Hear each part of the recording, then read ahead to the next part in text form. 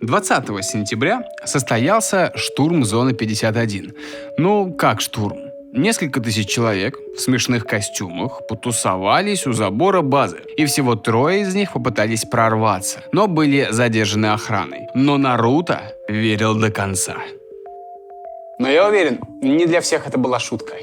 Многие в натуре думали, что там они увидят инопланетян. А вдруг? А чё? Зеленых человечков с большими головами. Такими их представляют последние 50 лет. Все началось после Второй мировой войны. В это время изобрели сверхскоростные реактивные самолеты. Ну а когда человек полетел в космос, да еще и приземлился на Луну, то людям окончательно сорвало голову. Если мы можем долететь до Луны, то значит из какой-то другой Луны кто-то к нам может прилететь. Так ведь? При этом НЛО люди видели и раньше, просто называли их по-другому. Ангелами, бесами, джиннами, суккубами. Все они летали, светились, любили контактировать с людьми и даже забирать их с собой. Но все они уж слишком сильно похожи на людей. Почему люди вообще решили, что эволюция на других планетах пойдет тем же путем, что и здесь, на Земле? И вообще, возможно ли другая, альтернативная жизнь? Сейчас вы узнаете, из какого конструктора собрана жизнь на Земле, кто может обитать подо льдом Энцелада, что такое углеродный шовинизм и как ему противостоят кремний с аммиаком, а также можно ли найти жизнь, альтернативную нашей, не улетая с планеты.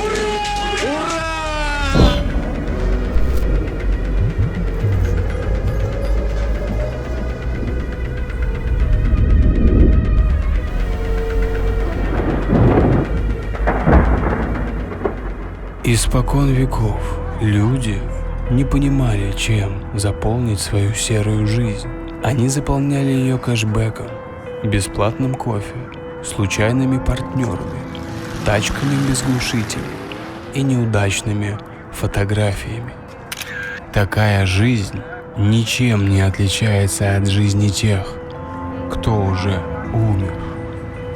И только избранные способны понять, как достать от жизни все. Raid Shadow Legends. Игра для тех, кто готов стать ящеролюдом и убить нежить, а потом поплясать на трупе тролля и при этом ни копейки не потратить. Это мой перс. Смотрите на детализацию. Голый скакун по 17-20. Потому что других ников просто не осталось. 10 миллионов уже играют, и 300 тысяч из них разогнали рейтинг до 4,5 звезд на Google Play. Вот это да! На ближайшие полгода уже расписаны обновления, новые фракции и боссы, которых вы будете унижать. Ящеролюды. Ящеролюды. По ссылке снизу вас ждет 50 тысяч монет и эпический чемпион. А еще 10 из вас, и я позвоню по видеосвязи. Только для тех это касается, кто скачал игру именно по моей ссылке. Правила под видео. Зачем? Мне просто понравилось в прошлый раз общаться с вами по скайпу, и я ищу повод. И как говорил дедушка Фрейд, титьки в подсознании, ссылка в описании. И ёп, и Ян. Что если я скажу, что вы можете купить инопланетянина в аптеке? Ознакомьтесь. Глицин. Аминокислота, необходимая для возникновения жизни. И она входит в состав почти всех белков. И она съедобна. В 2015 году аппарат Розетта обнаружил ее в облаке газа вокруг кометы Чурюмова-Герасименко. А до этого, в 2009 году, она была найдена в хвосте кометы 81P Вильда. Это еще одно очко в пользу последователей панспермии. Теория о том, что жизнь на Землю занесла пролетающая мимо комета. Комета-курьер. Комета-отец. Комета-мамка. Они даже похожи чем-то на сперматозоиды, согласитесь? Шутки шутками, конечно, но возможность жизни на других планетах изучает серьезная наука – астробиология.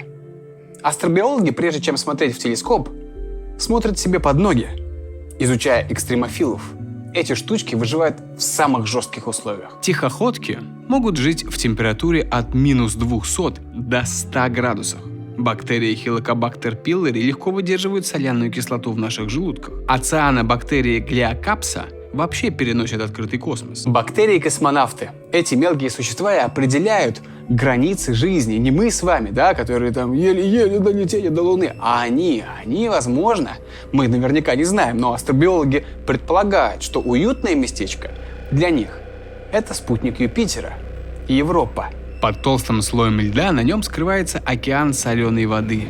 Лед защищает его от метеоритов и радиации, а Юпитер своей гравитацией сжимает и растягивает спутник, разогревая его изнутри.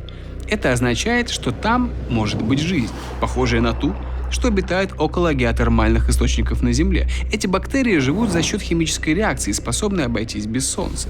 Другой кандидат – это Энцелад, спутник Сатурна. В его недрах содержится углеводородный суп, азот в форме аммиака и жидкая вода, то есть все ключевые ингредиенты для возникновения примитивных форм жизни. Правда, вода там настолько щелочная, как у отбеливателя. Но и на Земле в условиях отбеливателя живут некоторые водоросли, грибы и бактерии. Но что насчет остальной Вселенной? В одном только Млечном Пути 50 миллиардов планет. Из них пригодны для жизни 50 миллионов планет.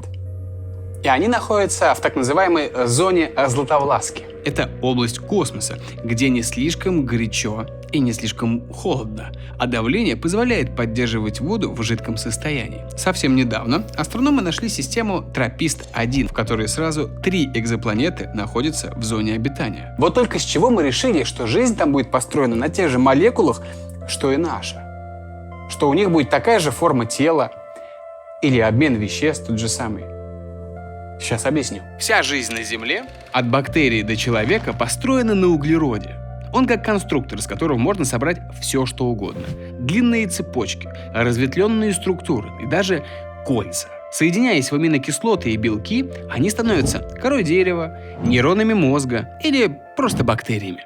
Так и устроена наша жизнь углеродная. Проще говоря, урод ты или не урод, все равно ты углерод. Растения получают энергию из солнечного света, высвобождают кислород в процессе фотосинтеза, делают сахара из углекислого газа и воды. Ими-то и питаются травоядные животные, передающие энергию вверх по пищевой цепи, хищникам. Все эти существа – бактерии, растения, травоядные животные, хищники, я, кот и даже восковой Ленин – все это состоит из углерода. Поэтому люди и думают, что инопланетяне тоже из углерода. Это называется углеродный шовинизм. То есть когда-нибудь может произойти межгалактическая война между существами из углерода и существами из кремния. И в учебниках назовут ее углеводорода-кремниевая межгалактическая война. Но почему я вдруг вспомнил про кремний? Да? Может быть, потому что в честь него мы назвали Силиконовую долину? Нет. Может быть, потому что мы из кремния делаем все процессоры на Земле? Нет. Кремний – главный конкурент углеродной жизни во Вселенной.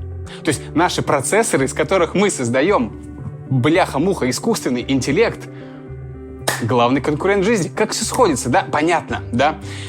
Это понравится только фантастам сейчас, потому что все фантасты такие, вот почему искусственный интеллект ожил, потому что он был из кремния, и кремний таким вот образом и живет. Он сам себя создает, он берет углеродных существ, которые создают его сами, и делают из них процессоры-роботы, и потом он такой, все-таки я победил. Не верите, что он главный конкурент углерода?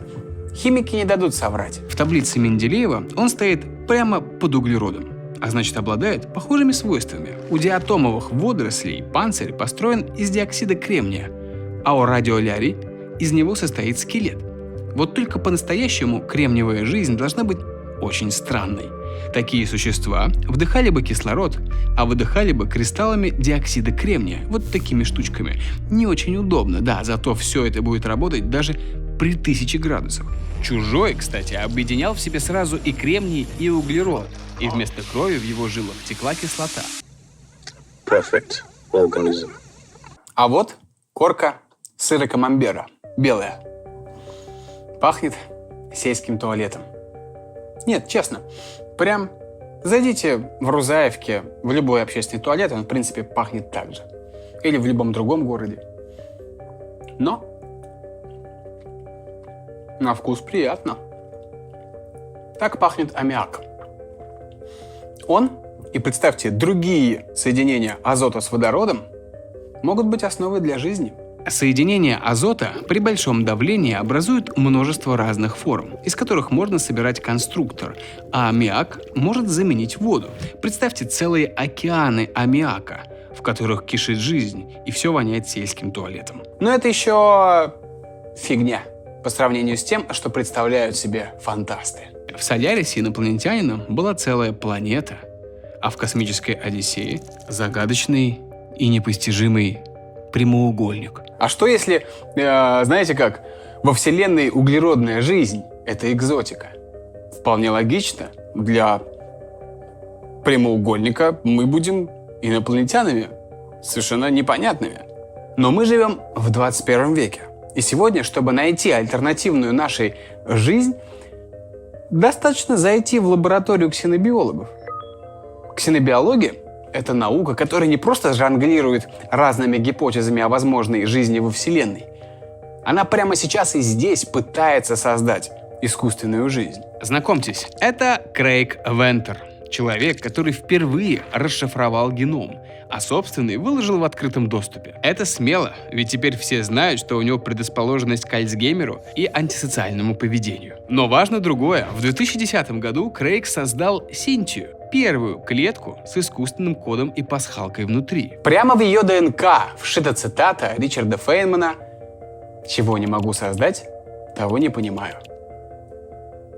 Это вам не блоху подковать. Скорее, создать флешку, которая плодится. У нас тоже есть ненужные гены. Если ваш отец может сворачивать язык в трубочку, то и вы можете сворачивать язык в трубочку. Ну, я могу. Это передается по генам из поколения в поколение. Также и с ушами, да? Если кто-то из ваших родственников может двигать ушами, как я, значит, и вы тоже можете. Но при этом мы не можем создать, то есть, синтезировать внутри себя витамины А, В, С, Е. Да? Все остальные можем синтезировать, а эти нет. Возможно, наша ДНК пора отредактировать. А раньше такое мог делать только Бог. И вот тут-то мы и подходим к главному вопросу. Тогда что же такое жизнь? Есть 100 разных определений, которые противоречат друг другу. Но с уверенностью мы можем сказать только одно. Жизнь – это точно не смерть. Клетка – это минимальная единица жизни. Она ест одни штуки и потребляет энергию, чтобы производить другие. Она делится, эволюционирует и реагирует на изменения окружающей среды, но внутри клетки нет ничего живого, просто вещества и химические реакции. Окей, в любых живых существах есть ДНК. Может, тогда ДНК и есть жизнь? Вирусы из одной только ДНК и состоят, но они не могут ничего делать без носителя. И только попадая в клетку, они могут размножаться. А так, это просто агрессивные обломки биокода. Они не живые. Тогда, может быть, жизнь — это сама информация, которая воспроизводится в триллионах копий. Тогда считать ли нам живым искусственный интеллект? Он уже умеет эволюционировать и воспроизводить себя. Все эти машинки и бегущие человечки с каждым поколением эволюционируют, чтобы выживать в своем виртуальном, но придуманном человеком мире. А может быть, жизнь — это сложность? Состав далеких звезд и туманностей нам известен. Там лишь атомы и молекулы. Они устроены довольно просто. Но во всей Вселенной мы не нашли ничего сложнее живых клеток, которые, родившись в первичном бульоне, эволюционировали настолько, что задают сейчас эти вопросы. Вот они, клетки. Так или иначе, наш мозг, наш углеродный мозг не может вообразить себе другую форму жизни. Но сможем ли мы ее увидеть? Например. Тоже непонятно. Возможно, она будет размером с целую галактику. И мы со своими букашкиными размерами просто не сможем ее разглядеть. И поговорить Ну а пока астрономы готовят зонды к Энцеладу и Европе, ученые пытаются в лабораториях создать ДНК искусственную, а люди штурмуют зону 51 в поисках альтернативной жизни, мы эту альтернативную жизнь можем увидеть прямо у себя под носом. В абсолютном юге планеты под 4 километрами льда находится жидкое озеро Восток. Оно было изолировано от внешнего мира миллионы лет, и если в нем есть жизнь, она абсолютно не похожа на известную нам сегодня. Каждый пузырек такого воздуха – это законсервированный артефакт, как муха в янтаре. В 2012 году впервые удалось пробурить лед и вытащить замерзший столб воды.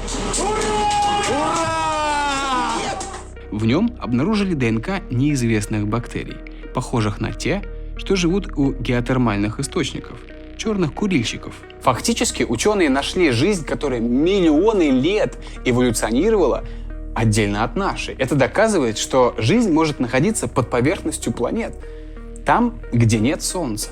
Прямо сейчас готовится финальное проникновение в озеро Восток, и на этот раз хотят достать до дна. Что они там найдут? Интересно. И как обычно, прокачивай свои мозги. Пока.